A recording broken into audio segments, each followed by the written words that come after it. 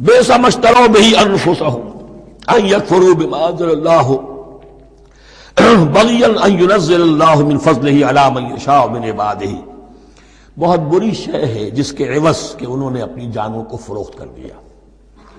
یعنی دنیا کا حقیر سا نفع، یہاں کی حقیر سی مسندیں، یہاں کا جو بھی چودراہٹیں ہیں، جو بھی ان کی حیثیت ہے، صرف اس کا قربانی دینے کو تیار نہیں. یہی تو سبب ہے، اس کی وجہ سے کفر کر رہے ہیں پہچان کر. تو بری ہے وہ شے جس کے لیے انہوں نے اپنے آپ کو بیچ دیا.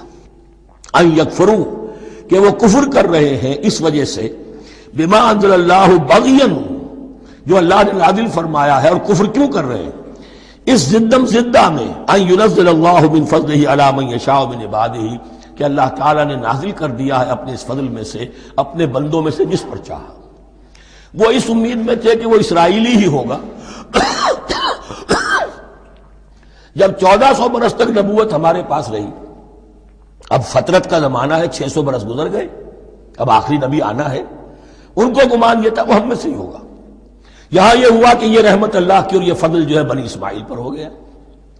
اس کی وجہ سے زدم زدہ بغین، اس بغین کے لفظ کو اچھی طرح نوٹ کر لیجئے. یہ اختلاف جو ہوتا ہے دین میں، اس کا اصل سبب یہ بغین کا لفظ آئے گا بار بار قرآن مجید میں. یہ بغین کیا ہے؟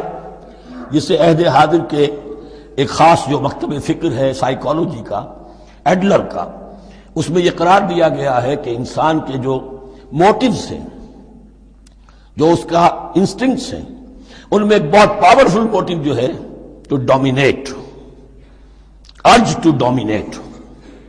میں اس کی بات کیوں مانوں، یہ کیوں نہ میری مانے، یہ ڈومینیشن.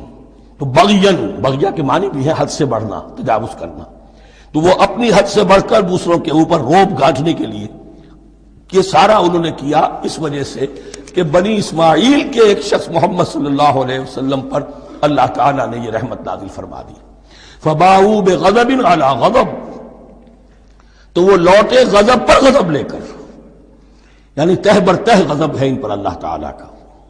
وللکافرین عذاب مہین، اور ایسے کافروں کے لیے اہانت آمیز، مہین اہانت سے بنا ہے، اہانت آمیز عذاب.